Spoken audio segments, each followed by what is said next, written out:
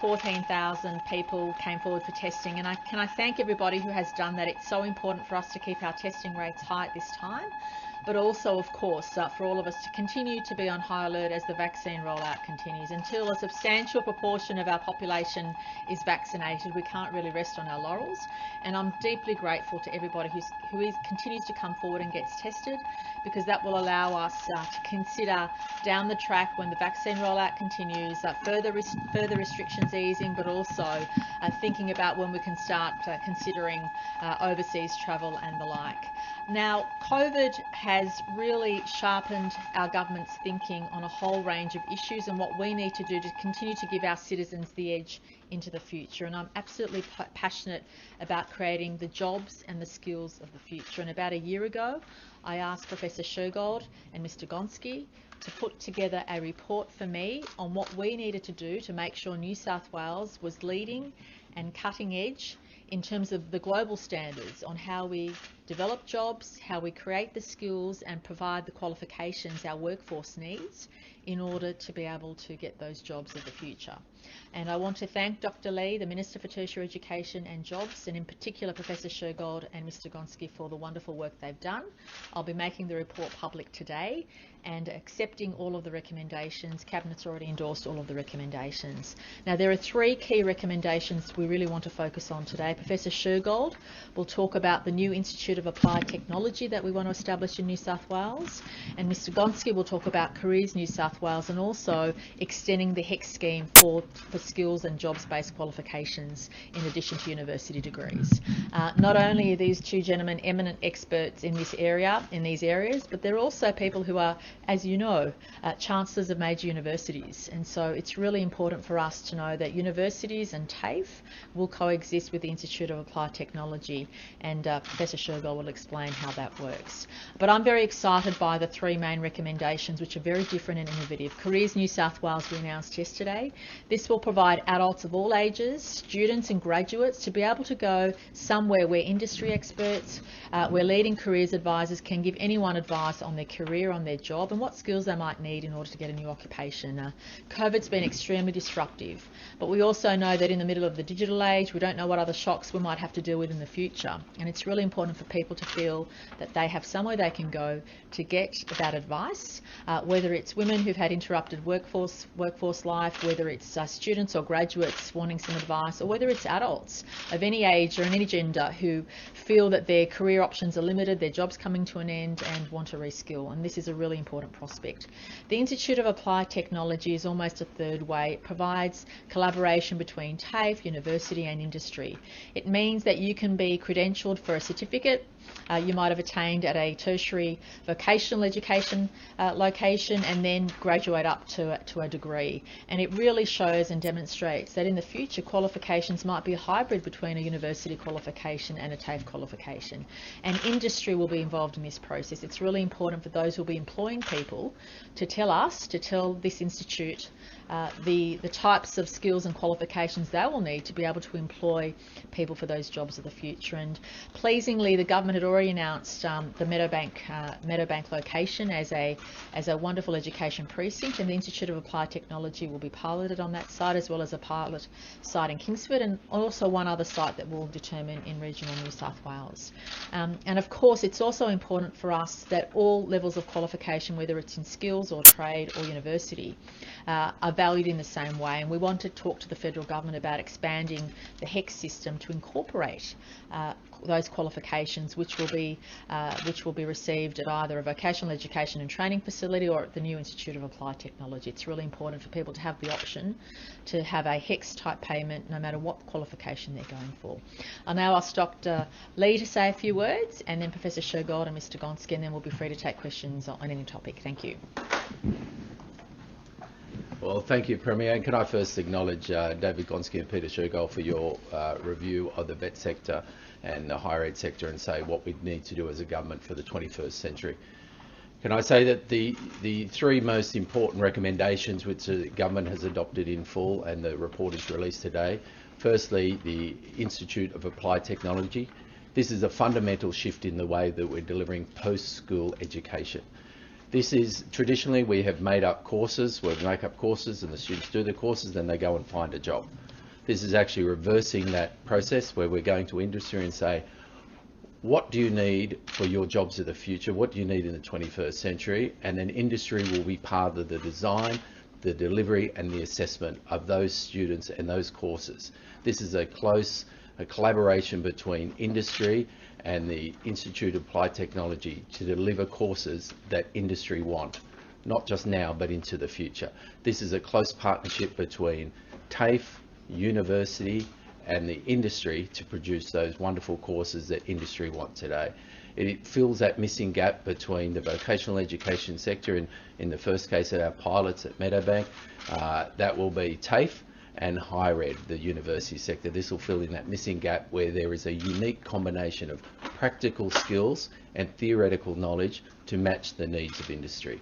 The second important area, which we've already announced, is Careers New South Wales, a professional customised service for adults in New South Wales. The ability to gain, whether you're a student, whether you're starting out in work, whether you're midlife, changing careers, this will allow people to actually get professional advice about what careers are available, whether they want to change their professions, or look at what skills gaps are required and what courses are required for those skills gaps. The third area is the HEC-style loan system. It's unbelievable that you can actually, there are no upfront fees to become a doctor, yet if you want to train at TAFE to become a nurse, there are fees. It's unbelievable that if you want to become a teacher, there are no upfront fees, but a childcare worker has to pay upfront fees. Despite offering many fee-free courses, in fact hundreds of thousands, that this removes the financial barriers of those people wanting to study. So we're going to partner with the Commonwealth. It's envisaged that we partner with the Commonwealth to break down those barriers to allow everybody the equity to get the education and the training that they require. I thank the Premier for your support, and it's very exciting to be the Minister. Thank you. Mr. Shergoff. Well, Premier and Minister, I know from my 20 years experience as a senior public servant and then 10 years of writing government reports what I'm meant to do now. I'm meant to be staid and considered, but in fact it's difficult because I am actually bursting with excitement. The establishment of the New South Wales Institute of Advanced Technology is a way of reimagining what tertiary education is. For a generation now, we've seen vocational education on one side demarcated from higher education, TAFEs from universities, and yet everything we know about the employment market today and the labour market of the future is jobs will be for those who are able to integrate practical and theoretical learning. And that's what this institute will actually do.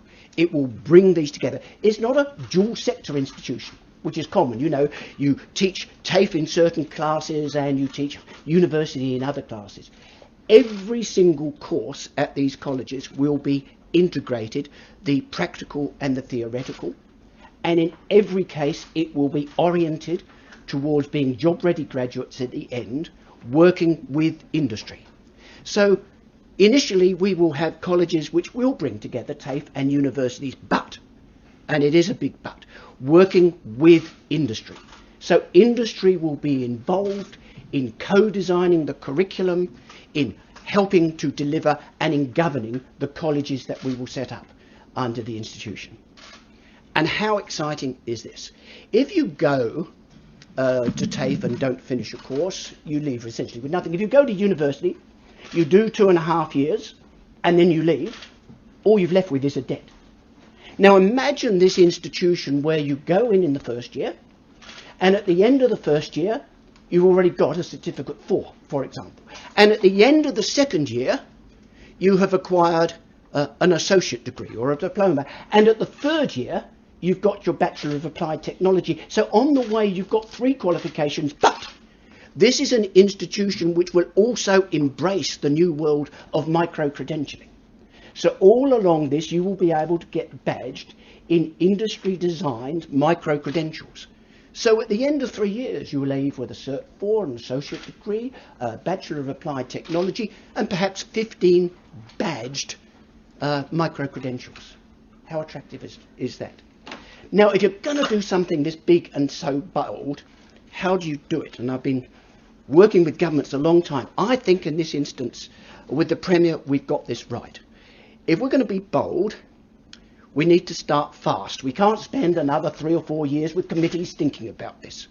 But start small and learn and adapt as we go. Start with 2 or 3 colleges, and from that experience and as it works, then and only then start to roll out and scale up.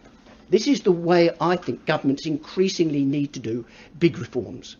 And this is a big reform. So thank you, Premier. Thank you, Professor Shergold. Thank you. Mr. Gonski. I feel like applauding. Premier, Minister, I would applaud Professor Shergold, and I want you to know I have as much excitement as he has, and he's got a great deal. I wanted to talk to you about 2 of the 3 that were mentioned previously by both the Premier and the Minister. Firstly, Careers New South Wales. What Peter and I realised very quickly is that what's happened, which is good news, over maybe hundreds of years, is the alternatives available for people have grown.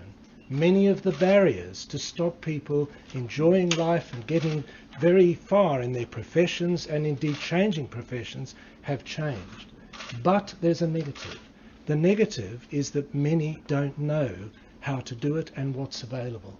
And many don't have the resources, just in advice or indeed monies, and we'll come to that in a minute, to actually follow the alternatives that are available. Careers New South Wales is a bold move, and it's a move that I think is really needed. It's to open up a face to all those who need advice on their careers, whether they be young or whether they indeed be mature and indeed old. It seemed to us, as we spoke to people, that if you had good entrees into trades and whatever, you could do those trades. But often you didn't have those entrees. We would love to see a voluntary force working with Careers New South Wales that can help mentor and suggest to people what are the alternatives open to them. We would see that people could get a basic and maybe even better advice system from Careers New South Wales, and maybe even Careers New South Wales could give an even closer mentorship arrangement if required. It seemed to us that this was a necessary thing. We're aware that the federal government has taken some basic steps, but New South Wales, and I'm very pleased that the Minister and the Premier have determined to do this, can take it further. This will be a vital thing in helping people in the 21st century determine what's good for them in their lives and indeed in the many parts of their lives. The second aspect I wanted to talk about is what the Minister just mentioned as HECS-type loans. One of the most significant things for me in all the discussions we had in making this report was when a large government employer said to us, if you ask the question, why do nurses all go to university? The answer is money, that they don't have to pay to go to university up front, and whereas if they go to the other courses, they do. There is nothing wrong with university. I'm a chancellor and I believe in it. But some may not want to go to university. Some of the courses outside of university may be better for the type of nursing that somebody wants to do. We believe, Peter and I, very strongly that a HECS-type loan should be made available to those who want to do particularly certificates 3 and 4 in relation to skills, and that this HECS-type loan should be encouraged by the state government with the federal government, and so that we have a more level playing field for people to make the decision, do I go to a skills-based organisation or to university, or indeed, as Peter says, to both. So thank you for listening to me. Thank you. These institutes, the new institute that you're going to do, is it a private college model, and also does this the end of TAFE? No. Do you want to answer that? Yeah. Initially, we think the best way to do this is to really build on the strengths that exist in the public institutions. It's probably going to be, almost certainly the initial colleges will be TAFE on the one side and university or universities on the other, working with that third party, which is industry. Okay, so TAFE's still going to exist? Yes, absolutely. Yeah. Minister, recently... Yeah, I just want to stress TAFE absolutely will continue to exist, but this is a third way. It gives people an extra option that they want to pursue. If people want to pursue their apprenticeship or their qualification through the TAFE system, that's completely fine. If they want to go to university and get a traditional degree, that's completely fine. But if they want to look at something a bit different and innovative that's going to help them get a job of the future, they may very well want to attend an institute which will have a collaboration of TAFE University and industry on campus. Premier, recently the public sector union claimed that 700 jobs will be lost at TAFE. Is that true? It's not, and I got those claims on a number of occasions, and I'm extremely disappointed that the facts aren't looked at. They're actually back office positions, around 50 around the state, but if you look at the net jobs we're increasing in the sector, this is all about making sure more people come forward to get qualified, especially those who may have had a break from the workforce, those who may want to get back into the workforce, those who want to reskill. This is all about creating more opportunities and more jobs into the future, and that's why I just want to deeply thank Professor Shergold and Mr Gonski, two outstanding Australians that gave up a lot of their time in the last 12 months to put this together.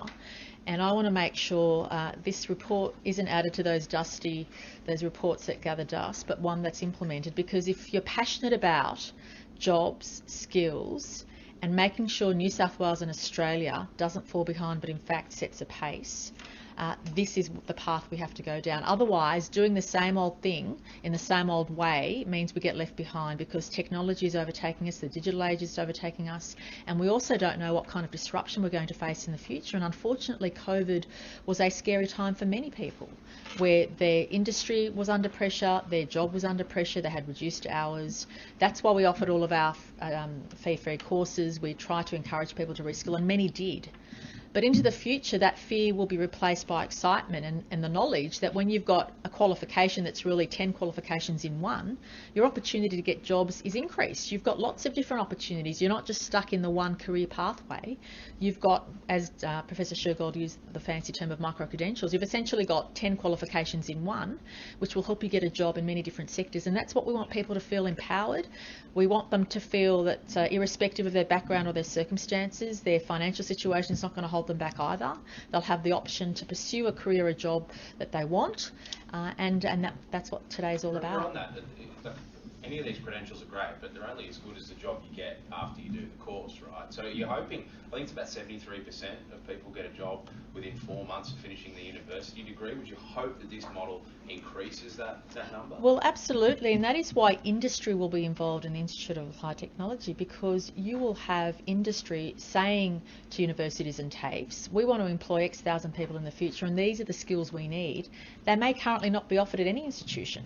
So that's why having this third way forward allows us to cater for those industries and jobs that have yet to emerge. We know that if you go through, with all due respect, a university or a TAFE, it might take years to get a course up and running, but these institutes will be able to flexibly get courses up and running very quickly with industry input, so that people can get employed during their qualification. So if you want to eventually get a Bachelor of Technology on one of these campuses, you can still get your certificates and other qualifications along the way and be employed whilst you're finishing your qualification, so you don't have to wait necessarily 3 or 4 years to get a job. You might be able to get one after the first year in an industry which you eventually want to have your career in. You're not worried about people having sort of a bag full of certificates and being on the dole? Quite the opposite. I think this will incentivise people to get back into the job market, especially those who may have been fearful of being out of the market too long, or perhaps facing disruption, or worried about how old they are.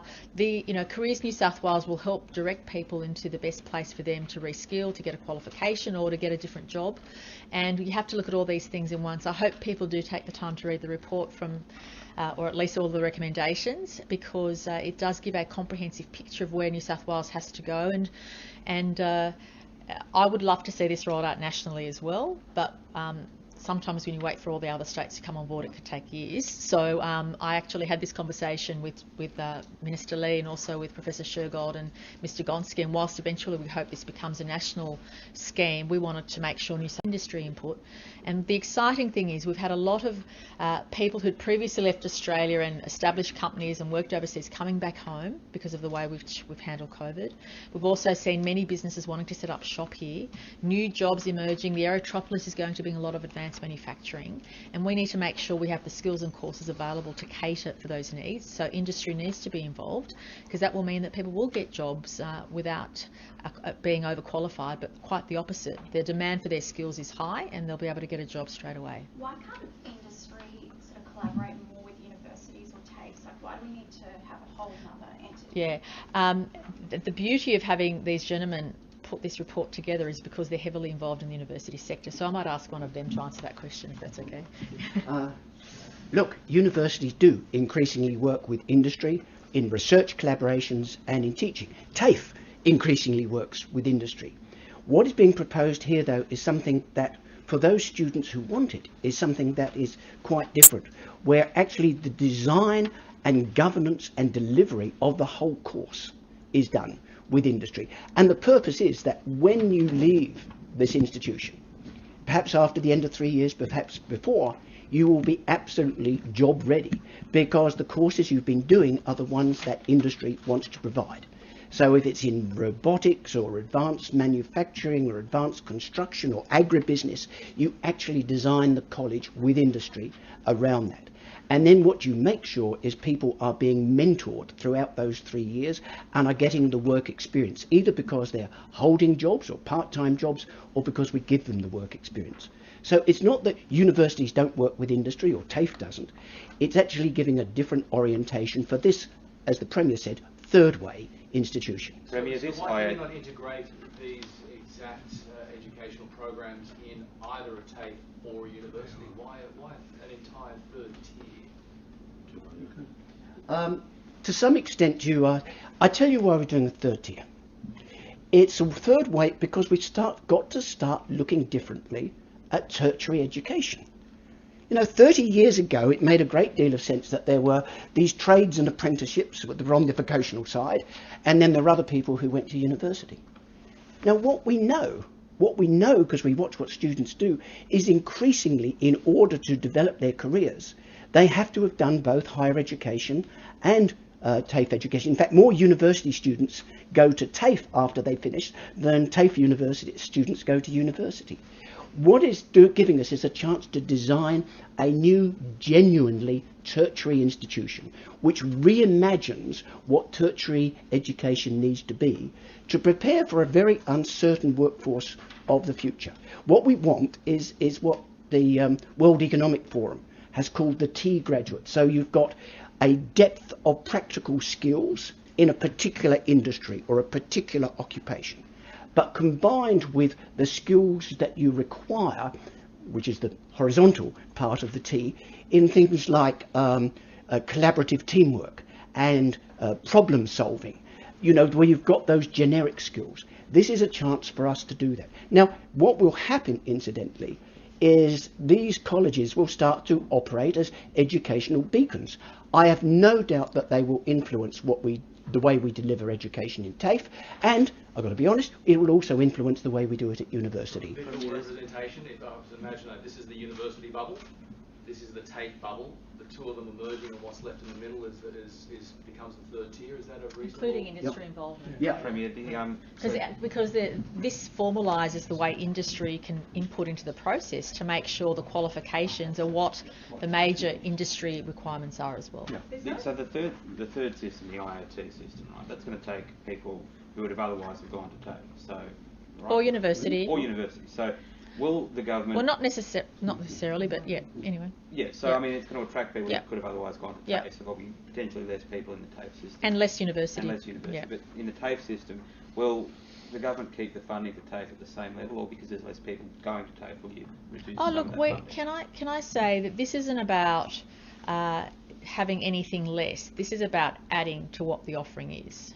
This is about adding, and what we hope this will do is encourage people who currently have been out of the workforce or have been in the same job for a long time and want to change and are stressed about their future to come forward as well. So we think the demand on skills and education is only going to increase. So the pool of people who want to get reskilled or skilled or get qualified is going to increase substantially because of what's been foisted upon us. How many people do we know in our own lives who either lost their jobs or have to think about career changes? A lot of industries are consolidating, a lot of them are changing. And the demand for skills, education, re-entry into the workforce is only increasing. And I think we have to have a different approach and attitude for women who've been absent for a number of years, for for people of both genders who have been stuck in the same path for a long time and want to change. People of all ages. We have to approach mature age workers differently as well. And this is the best way to do it, because we also already have the budget funding. We were already going to revamp our Meadowbank precinct in education. We were going to revamp the Kingswood one. So when Professor Shergold and Mr Gonski gave us these recommendations, it seems appropriate for us to use that allocated funding already to get these institutes' campuses up and running. So it's really about increasing the pool and the number of places. And how often do we hear about people wanting qualifications and there aren't enough places? I mean, I read about that and hear about that all the time. This is about increasing the opportunities for people and about providing that depth of advice along the way as well. So Careers New South Wales fits nicely into what we're doing with the Institute, and also what we're doing with recommending that the HEX scheme be expanded to include practical courses as well as just university degrees. Just to clarify, are you committed to building X number of campuses for this? Well, at this stage, we've already identified 2 in the city, and we'll be identifying 1 in the regions as well. So Meadowbank and Kingswood are already 2 locations which we've already designated as interactive campuses. They were already going to have universities and TAFE present on those sites, and now obviously with industry input, they will officially be badged as the Institutes of Applied Technology. So you've got all the money, the money, it's already there. It's already there. It's already there. Yeah, except though, if industry has input, there might be some industry support as well. But at this stage, it's already totally government funded. Is there a preferred regional location? I'm sorry? When will people be able to enrol? Well, obviously that's something we're working on. I mean, the Meadowbank Minister Lee might have better information and updates on that. Yeah. The Minister says 2023, but that's when the Meadowbank campus was already going to be up and running. So essentially what we're able to do now is use that opportunity as a pilot for this. And as has already been identified by Professor Shergold and Mr Gonski, you have to start somewhere. We're not suggesting every single campus of a university or a TAFE become this, but we've got 2 sites already. So let's see how it works. Let's allow it to develop. And I suspect the people that will be attracted to those sites, including industry, will be in those jobs where no qualification exists. For example, at the moment, I don't know if there's a degree in cybersecurity or a degree in advanced robotics. There might be part of existing courses, but in terms of qualifying people for those things, or 3D printing or whatever, there are opportunities for those new jobs that are emerging to exist on these campuses, and for us to offer that third way. And maybe in 20 or 30 years' time, people won't be saying, I go to TAFE or I go to university. They'll be going to one tertiary location, and they can choose what kind of qualification they want. It might be practical, it might be theoretical, it might be both. But I think we have to remove those distinctions that currently separate people, because the disciplines are all merging. The jobs are all collapsing to each other. I mean, who would have thought that university students do TAFE courses afterwards to make sure they get the job they want? And conversely, a lot of TAFE people then, go on to university. But if you have all of that credential at the one location, it provides options and qualifications along the way, and it just changes our thinking on how best we deliver tertiary education. And that's why it's important for us to treat all the courses the same in terms of expanding the HEX system, because then people won't be locked out depending on what course they want to do, and they won't be forced into options because they can't afford the upfront payments. I relied on HEX to get myself through university, and that was the first year it came in. And I don't know, if I'd be able to afford it if I had to pay the upfront payment. And a lot of people would be in that situation. And this is an opportunity for us to expand it for people who currently are locked out, currently can't get their foot in the door because of the barriers that have developed over the decades. And this is about moving together forward.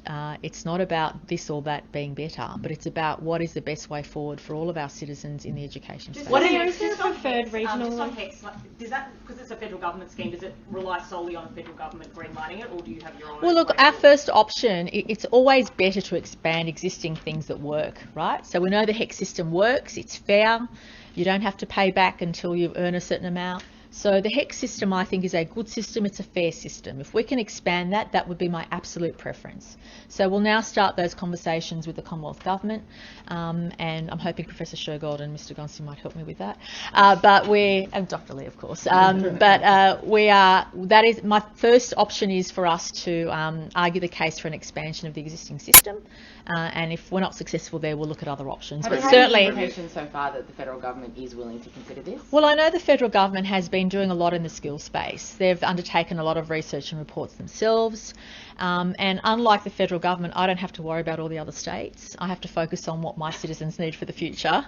So I have that advantage. I can confidently move forward because I know that the citizens of our state will benefit from this.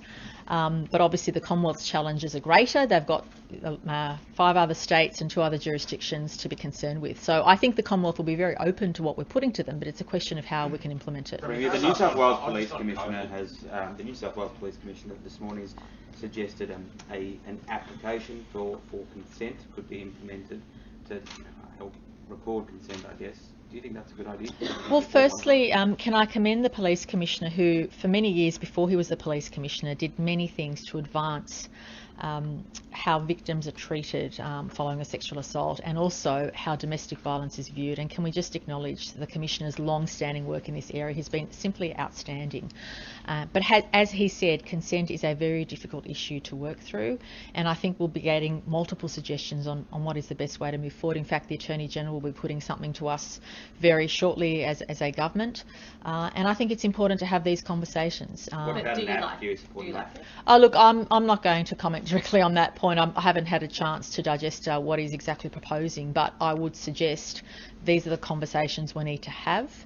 And I really respect the fact the Police Commissioner, who has done a lot of work in this area, is taking a leadership position in having the conversation. It should encourage many others to have the conversation as well. Got 4 million people on his service in South Wales. I've given you my opinion, yeah. No, you haven't. You said I'm not going to give my opinion yet. Oh, no, That's the conversation we need to have. We're having it today. It's in the papers. Well, no, I'm sorry. If you think consent is a conversation that's going to last 24 hours, you're mistaken. Well, right? That's what I'm saying. No. I'm sorry, but if you're serious about looking at these issues, you should give everybody the opportunity to absorb and to digest what is being put forward on a whole range of levels. And I'm sick of this issue coming up every time there's a headline. If you're serious about making change, you have to do it properly. Let's have the conversation and let's do it properly. And that's how I intend to do it, and I'm not going to be forced into saying things one way or the other. What I will do is make sure, if you're serious about change, to do it properly, and I'm committed to the process. Will you sit down and examine the I'm sorry? Will you sit down now and examine overcoming the idea of an app and whether that No, I mean, the New South Wales government has had a lot of things put forward to us, and these are conversations we need to have. And I commend the Commissioner for coming forward and making a suggestion. But I don't necessarily think that this is a conversation that can be solved in 24 hours. It's a conversation it's very complex, and we need to do it properly. But what I'm very pleased about is that the conversation's being had. No one's suggesting that it's going to be solved in 24 hours, Premier, as far as I'm aware, but the Police Commissioner has put forward a suggestion of an app. Yeah, I don't know the details. I can't comment. I don't know the details of what is actually being proposed on the app. If you have more detail, please forward it to me. Service New South Wales app? I don't know what I'm not across that. I'm not going to comment on something I'm not across. Premier, on vaccines, it's the Commonwealth rollout. It is so slow. I think Scott Morrison's about the only one who's fully vaccinated in Australia. Are you having a conversation with them at the moment that New South Wales and the states have to run a public information campaign that the federal government said they would do? Look, I've been quite upfront about this issue. And that is, what is occurring now isn't surprising to me or the New South Wales government. We put our views forward some time ago on what we think should happen. I'm absolutely committed to supporting our efforts to vaccinate 6 million people in New South Wales. It will not happen in the current program. We need to be able to step up as a government and be involved in the process. So I appeal to the Commonwealth to work with the states, to work with New South Wales. We've already vaccinated, I think the last figure I got, nearly 45,000 people just on our own, in addition to whatever the federal government's done through the aged care system. If we're serious about vaccinating 6 million New South Wales people by the end of October, we need to have everybody on board, all the GPs, pharmacists, and also all of the 100 New South Wales health hubs as well. Otherwise, we're not going to reach the target. And that's why I'm really keen to do it as quickly as possible, because I want our citizens to live more freely. I want us to go overseas. I want us to be able to welcome people back to Australia. I want us to keep jobs and grow jobs.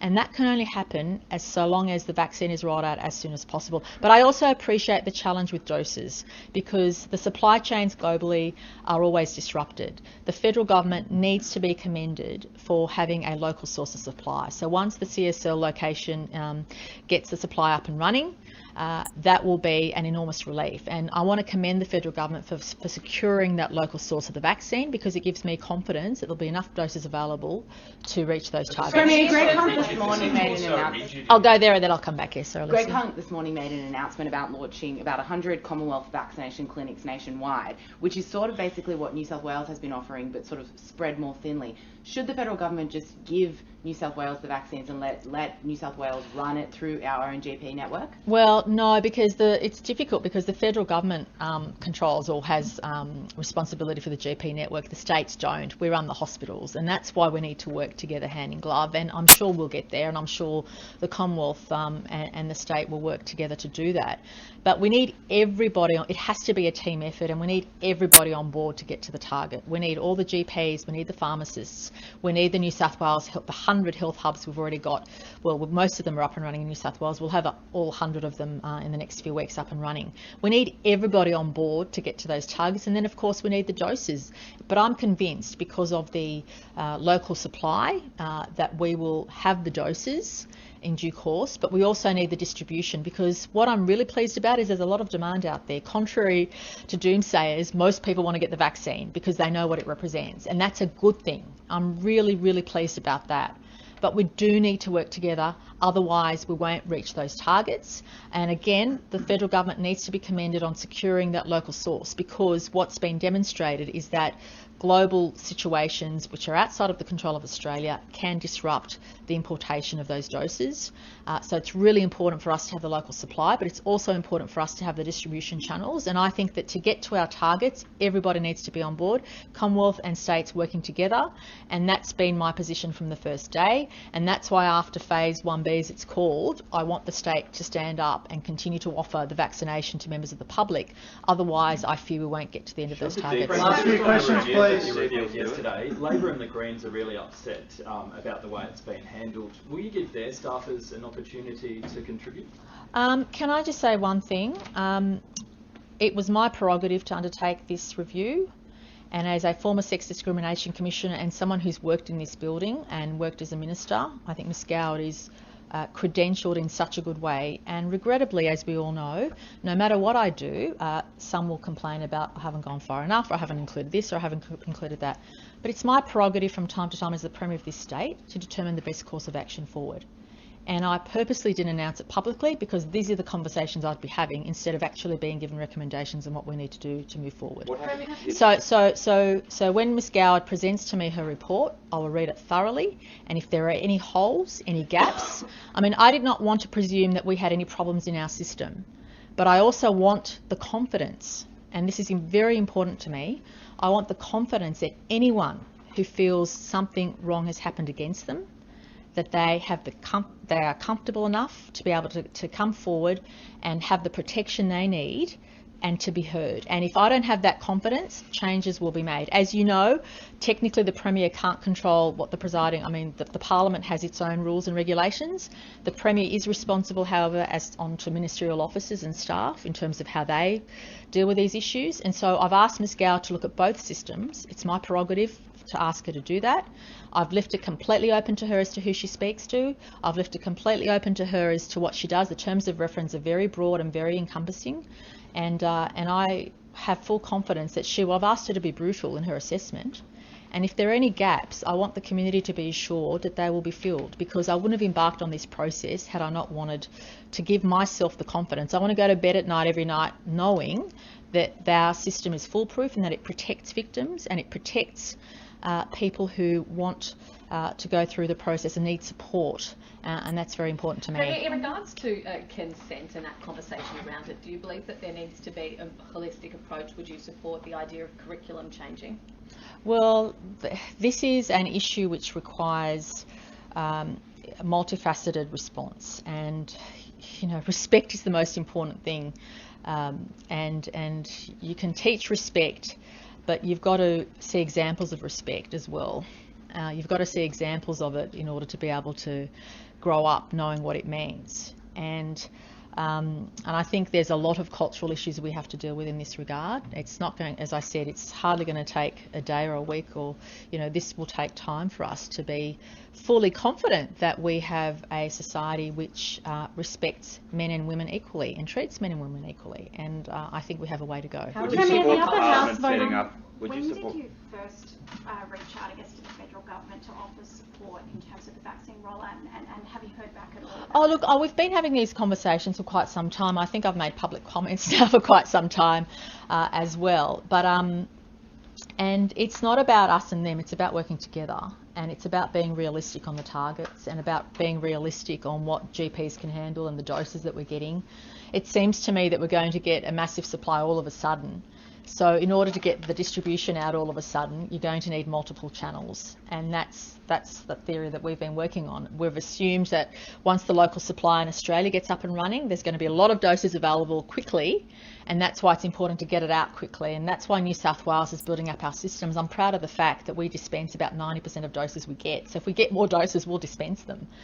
And that's the key to it. I think we'll get a lot of supply all of a sudden, there'll be a lot of demand, and so that's why you need the GPs, the pharmacists, and also the all of the 100 New South Wales government hubs all working, and I know that there's still discussions around whether pharmacies will be included or not, and that's still being determined, but it's really important to have as many channels as possible to meet demand and get that deadline of October met. Is there a review stopping New South Wales procuring our own doses? Oh, look, I don't think it would be. Well, I shouldn't say I considered it, but no, it doesn't work like that. And can I say, we need to give credit to the Commonwealth for getting the doses they have. I think the last few weeks have been quite telling as to what a challenge it's been. So I think the federal government needs to be commended on the Pfizer vaccines and the AstraZeneca vaccines that they've been able to acquire. But I also think it's very positive that the local supply is what will get us through.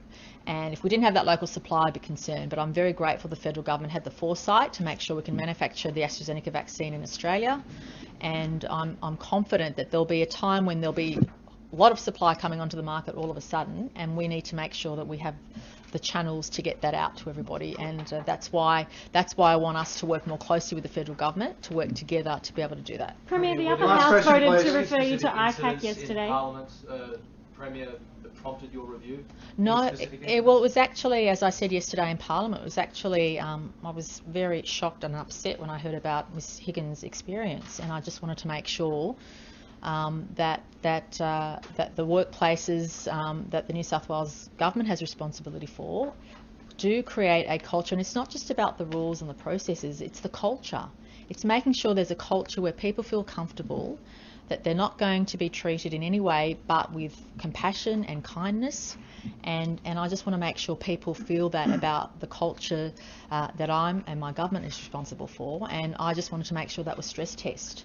And I'm not suggesting that doesn't exist, but it has prompted me to stress test what we have to make sure that anything that we deal with, that everyone who works with us in the areas that I'm responsible for has that level of comfort and confidence, and that the culture is overwhelmingly positive for people who come to work.